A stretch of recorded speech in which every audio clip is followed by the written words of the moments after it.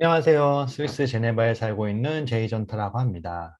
지난번에는 제가 여기 4년, 그리고 5년 차 스위스 제네바에 살게 되면서 장단점에 대해서 설명을 드린 영상이 있었는데요. 영상 말미에 이제 집과 관련된 이야기를 한번 하겠다라고 해서 이 두 번째 영상인 집과 관련된 이야기를 한번 해보도록 하겠습니다.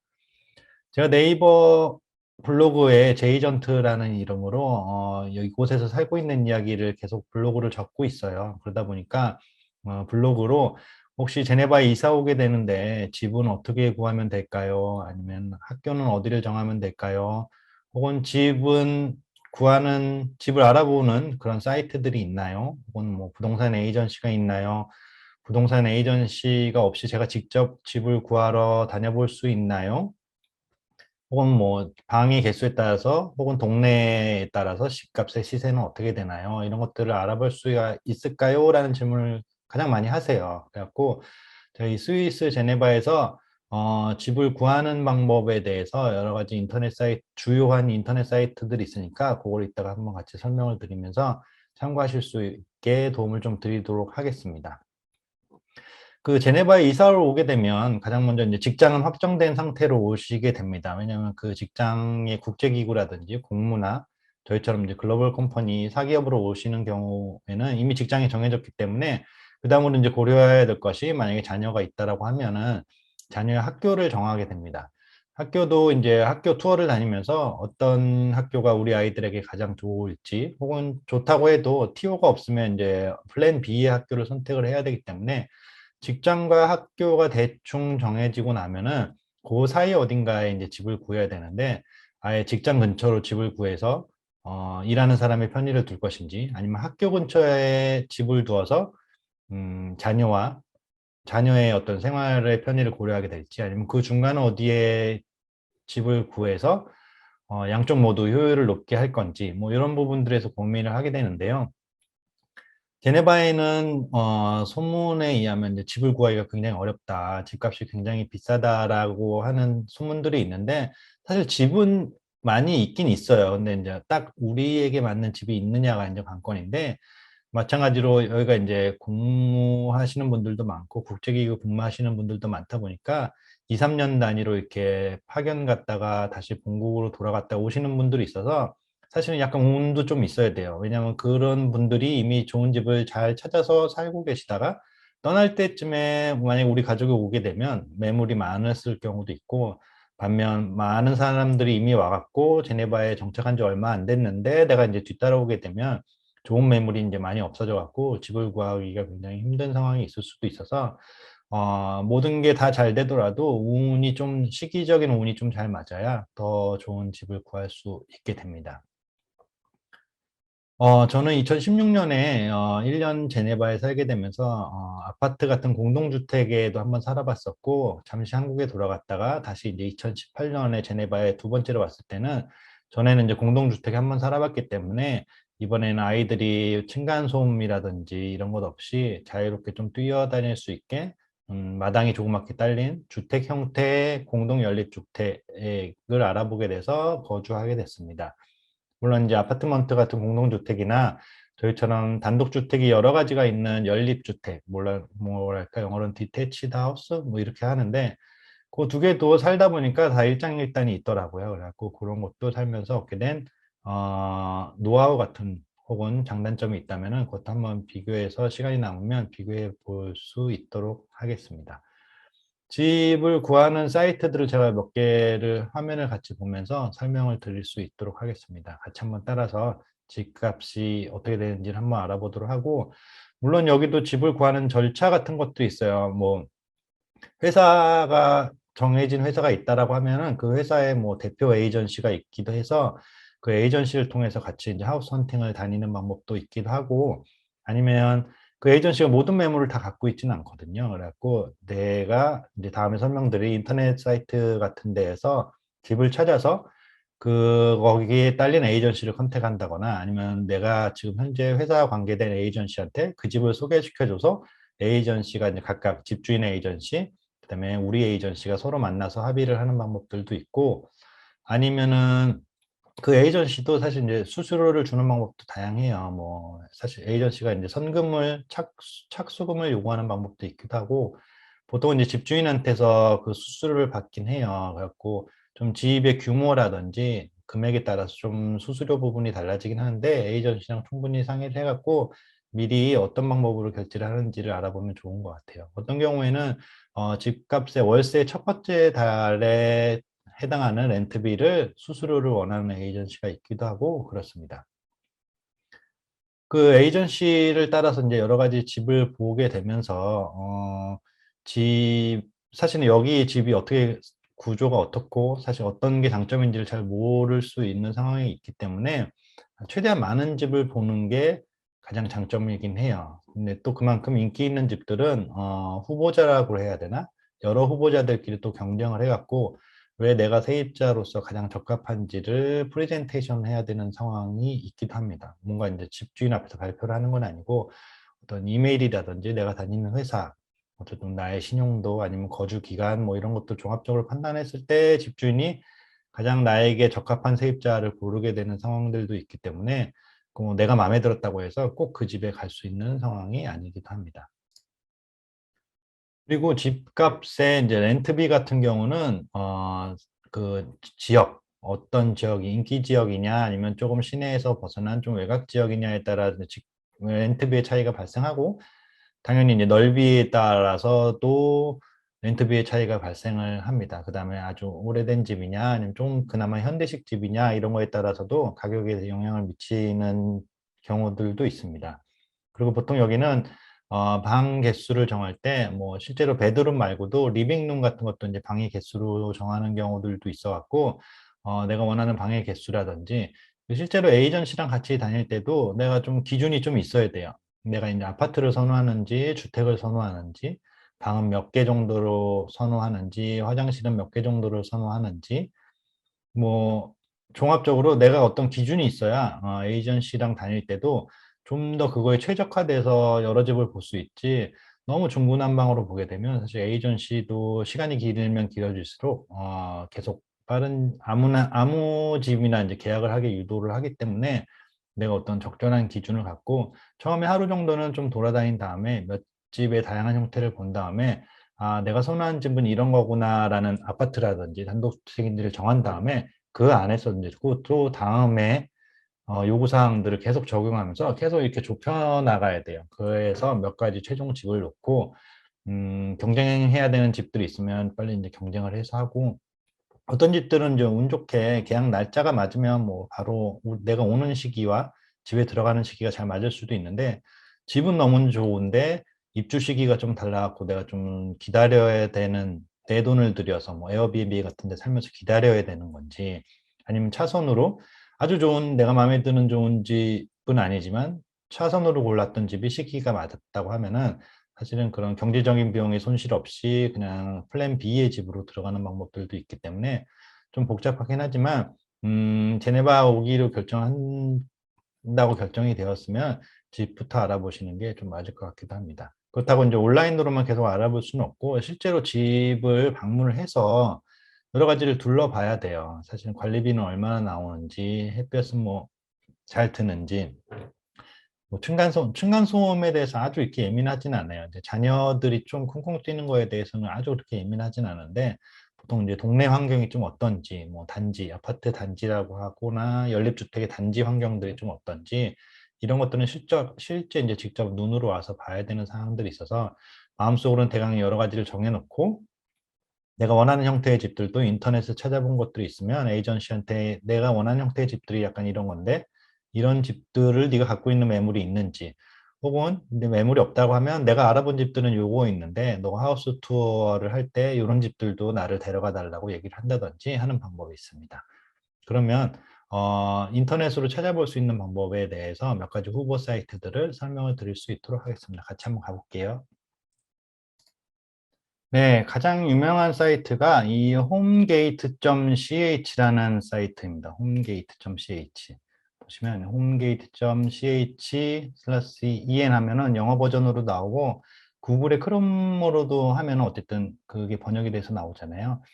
홈게이트.ch에 가면은 제가 원하는 형태의 집을 구할 수가 있어요. 내가 렌트를 원하는지, 어느 지역을 선호하는지, 뭐 아예 제네바라고 쓰셔도 되고, 뭐 다른 동네 알고 계시면 알고 계시는 걸 쓰셔도 되고, 집 코드, 우편번호를 통해서도 원하는 지역을 선택해 볼 수가 있습니다.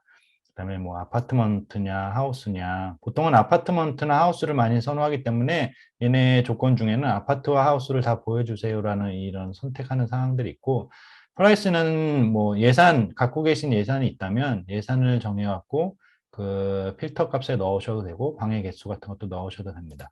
한번 눌러볼게요. 아파트 같은 경우는 이렇게 아파트, 하우스, 뭐 다 뭐 퍼니시드 된 집 뭐 여러 가지가 있으니까 어차피 우리 사무실을 구하는 건 아니고요.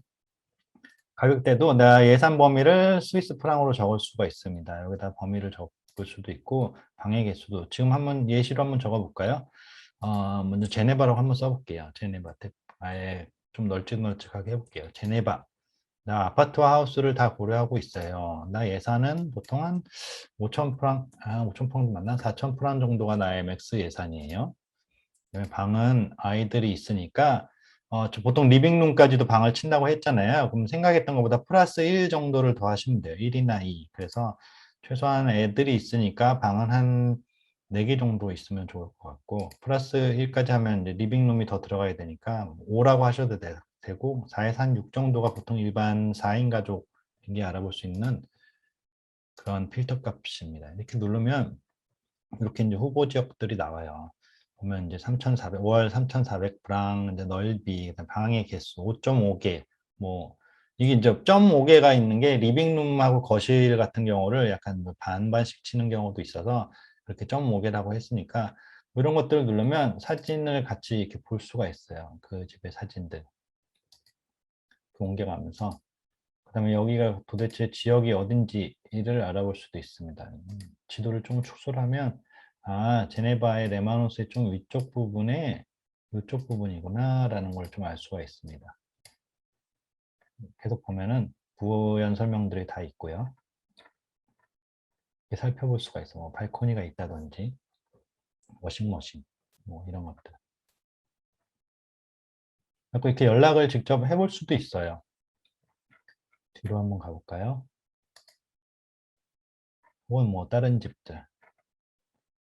너무 또 올드해도 뭐 여러 가지 비용, 추가 비용이 발생하는 경우들도 있어요. 가령 굴뚝이 있는 집은 매년 1년에 한 번씩 뭐 굴뚝 청소비를 내야 되는 경우들도 있고, 뭐 전기 배선 같은 것도 직접 이제 다 DIY로 해야 되는데 그런 거에 있어서 좀 어려움이 있고 관리하는데 비용이 조금 더 들 수도 있어요. 그렇지만 뭐 그런 걸 선호하시는 분들도 있고 되게 유럽스러운 집에 살고 싶다라고 하시는 부분들도 있고 또 그런 집이 외관은 그렇게 돼도 안에는 또 충분히 리모델링이 다 돼갖고 안에는 또 깨끗한 경우도 있습니다. 뭐 바닥 같은 경우도 나무 바닥으로 할지 혹은 난방은 또 어떻게 되는지 뭐 이런 것들도 물은 잘 나오는지 아니면 공동주택에 이제 지하 주차장이 있는지 공동관리시설 어떤 공동주택 같은 경우는 지하에 차고가 있는 지하실에 공용된 공간에 엄청 큰 이불을 세탁할 수 있는 이제 빨래방 같은 게 공동시설이 있기도 하고 뭐 여러 가지 공동시설이 있는 집들도 있습니다. 그 이제 비용 같은 것도 참고해 보실 수가 있고요. 그다음에 지역을 조금 더 다른 방법으로 축소해 볼게요. 지금은 이렇게 제네바라고 알고 있지만 사실은 내가 지도상으로도 좀 위치를 찾아서 뭐랄까 우편번호로 좀 찾는 방법들이 있어요. 가령 이렇게 여기를 좀 설명드려 볼게요. 이 라이팅 펜으로. 지금 보시면 worldpostalcode.com의 스위스의 이제 제네바라고 치시면 여기서도 각 지역의 우편번호를 찾을 수가 있어요. 스위스에 있는 부분들에 대해서 내가 갈 지역이 가령 어떤 부분의 회사가 만약에 WTO 같은 데 있다고 칩시다. 여기가 뭐 WTO거든요. 그 주변에 집 한 요 정도는 우편번호가 뭘까라고 이렇게 누르면 우편번호가 1201이라고 나옵니다. 아까 그 홈게이트에 1201이라고 쳐보셔도 되고 저희 같은 경우는 지금 샴베지라는 곳에 있으니까 샴베지는 여기 좀 돌아서 저희 같은 경우는 한 요쯤에 집이 있거든요. 샴베지는 1292 우편번호 아니면 좀 유엔에서 가까운 곳에 있는 보통 이제 뿌띠사코네, 그랑사코네 이런 데도 많이 거주를 하시거든요. 그럼 뿌띠사코네, 그랑사코네 뭐 이런 데는 눌러볼까요? 그랑사코네 같은 경우에는 1218. 그럼 아까 그 홈게이트라는 사이트 와서 아예 좀 더 최적화해서 찾아보는 방법이 있어요. 여기 제네바를 치고 1218이라고 입력하셔도 됩니다. 그럼 거기 중에서도 더 필터 값을 좀 줄여갖고 더 맞게 찾아볼 수가 있어요. 그래갖고 요건 2200프랑 정도네. 그래갖고 사진을 보면서 이게 이제 실제로 봐야 공간 넓이의 어떤 감이 오는데 요 집 같은 경우는 지금 약간 벽난로 같은 게 좀 보이잖아요. 그럼 뭔가 이제 굴뚝 청소비가 있다는 얘기고 주방 같은 경우도 이렇고 참고할 수 있을 것 같아요. 좀 더 뒤로 가서 아예 맵이라는 것도 한번 눌러볼까요? 그러면 그 1291 그 그랑사코네 안에서 보여지는 집들, 현재 이 사이트에서 관리하고 있는 집들을 좀 더 효율적으로 찾아볼 수가 있습니다. 근데 비싼 데는 비싼 대로 좀 이유가 분명히 있어요. 그래서 너무 가격 위주로만 찾지 말고, 분명히, 비용, 스위스는 전반적으로, 비용에 대한 분명한 이유가 좀 있어요. 그래갖고 요게 이제 시기적으로도 들어오는 사람이 많았을 때는 가격이 좀 올라가고 아니면 요즘 같이 이제 코로나에서 들어오고 나가는 사람이 좀 없었을 때는 가격이 좀 내려갔던 경우가 있고 그래서 이런 종합적인 것들을 고려해서 찾아볼 수 있을 것 같습니다. 그 다음에 또 유명한 사이트가 imoscout24.ch 자, 하이라이트 해드릴게요. imoscout24.ch 얘는 모바일 어플리케이션도 있던 것 같아요. 방법은 비슷해요. 마찬가지로 지역을 정하고 얘는 이제 지역에 대해 반경도 정할 수가 있어요. 그 다음에 플랫한 거냐 하우스를 찾는 거냐 플랫한 게 이제 보통 아파트의 이제 1층 그런 단층을 이제 보통 플랫하다고 해요. 그 다음에 복층 같은 경우는 이제 디태치드 하우스라고 불리기도 하고 보통 하우스 같은 경우가 이제 여러 개의 복층으로 구성되어 있어서 플랫이 보통 아파트의 이제 단면, 그다음에 하우스 같은 게 이제 복층 같은 구조, 이런 거를 찾아볼 수 있을 것 같습니다. 여기도 마찬가지로 예산이 있고, 그다음에 룸도 있고, 한번 여기도 똑같이 1, 2, 9, 2 이렇게 찾아볼까요? 저희 동네 샴베지로 찾아볼게요. 플랫하고 하우스를 다 찾고 있고, 맥스 예산은 나는 한 6천 정도로 갖고 있다. 그러면 사실 예산을 정하면 사실 거기에 따른 반개수를 알아서 찾아주기도 하기 때문에 그렇게 해서 찾게 되면 이렇게 집도 찾아볼 수가 있어요. 여기는 좀 더 길 쪽에 있는 좀 더 모던한 집들이네요. 여기 한국 분들도 많이 살고 계시고 여기도 단지가 굉장히 좋아요.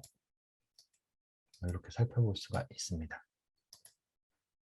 여러 가지를 살펴볼 수 있어서 에이전시가 만약에 내가 마음에 드는 집을 골라주질 않으면 이렇게 대신 찾아볼 수 있는 방법도 있으니 참고하시면 될 것 같습니다.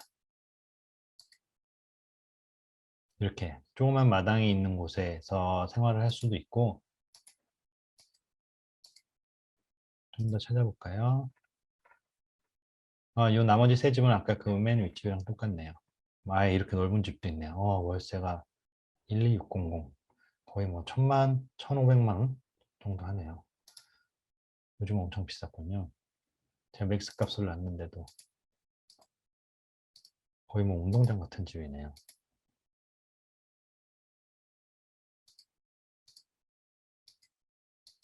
여기는 아마 펜트하우스 같은 데가 아닐까 싶어요. 그렇게 해서 이렇게 찾아볼 수 있고 또 다른 사이트로는 제가 여기를 화면을 가려놔서 뭐 아니비스 이런 사이트들도 있어요. 제가 또 하이라이트 쳐드릴게요. 아니비스.ch 또 마찬가지로 들어가시면은 이게 아예 홈페이지였네요. 네, 여기 아니비스.ch 들어오게 되면은 보통 이렇게 집, 이모비에가 집이거든요. 그 카테고리를 눌러서 마찬가지로 로컬리티가 이제 지역, 그다음에 가격, 프리스가 가격, 피스가 있는 방 개수들 뭐 이런 걸로도 찾아볼 수 있어요. 로컬리티 먼저 눌러볼까요? 그럼 마찬가지로 똑같이 이렇게 우편번호로도 찾을 수가 있습니다. 여기서 반경 몇 킬로 정도냐 이렇게 찾아볼 수가 있습니다. 그러면 뭐 3피스에 뭐 75제곱미터 아예 주택 같은 경우도 있고 이런 것도 한번 눌러볼까요? 이렇게 마찬가지로 확인해 볼 수 있습니다.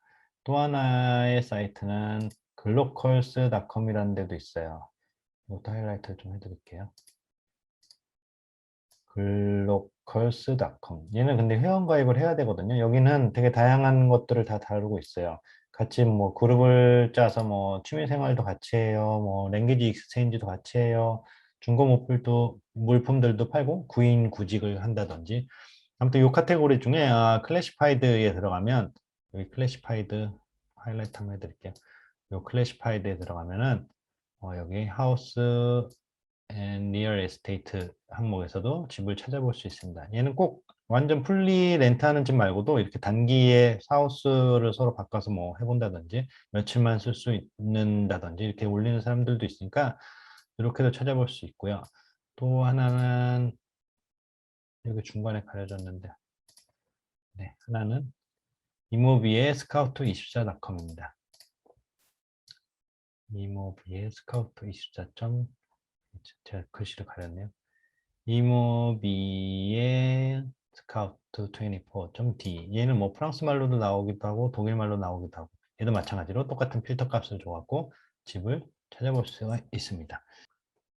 아파트랑 이런 공동 연립주택, 단독주택의 이제 차이점을 좀 설명을 드려볼게요. 당연히 이제 아파트먼트는 이제 여러 세대원이 같이 함께 살다 보니까 좀 더 도심 쪽에 많이 포진이 되어 있어요. 그래서 그것의 장점은 도심 생활권이 굉장히 편리하다라는 장점이 있어요. 뭐 제네바가 대중교통이 좀 잘 돼 있어서 사실 버스나 트램으로도 제네바 시내 곳곳을 다 다닐 수가 있기 때문에 그런 것을 이용해 갖고 어떤 도심 시내를 나간다든지 아니면 뭐 기차역을 간다든지 마트를 간다든지 이런 데 있어서는 굉장히 접근성을 갖고 있어요. 그 대신 이제 단점은 공동주택이다 보니까 아무래도 집의 크기가 같은 가격에 비해서 조금 좁아들 수밖에 없고 그다음에 약간 도시 소음이 있다든지 아니면 이웃들 간에 어떤 마찰이 있을 수도 있다든지 혹은 이제 주차 공간에 부족해서 좀 주차하기 어려운 부분들 아니면 주차를 할 수 있더라도 주차 공간이 되게 협소해 갖고 주차할 때 이제 어려움이 좀 있다든지 아니면 이제 도시라다 보니까 물론 대중교통은 다 이제 전기로 운영이 되기 때문에 그렇게 이제 매연이라든지 이런 부분이 없는데 다른 일반 승용차들은 이제 휘발유나 경유차들이 있기 때문에 너무 도시에 가까이 있게 되면 도로가에 가까이 있게 되면 그런 어쨌든 스위스에 굉장히 마음과 몸이 청정해지려고 온 것들도 있잖아요. 뭐 그렇기 때문에 그런 데서 좀 해방되지 될 수 없다는 점들 뭐 그런 것들이 있고 뭐 장점은 반대로 그런 데서 살기 때문에 훨씬 접근성이 좋다는 것들 뭐 이 장단점이 바뀌면 반대로 이좀 약간 외곽 지역에서 연립 공동주택이라든지 마당이 딸린 집에 사는 게 이제 반대로 장단점이 돼요.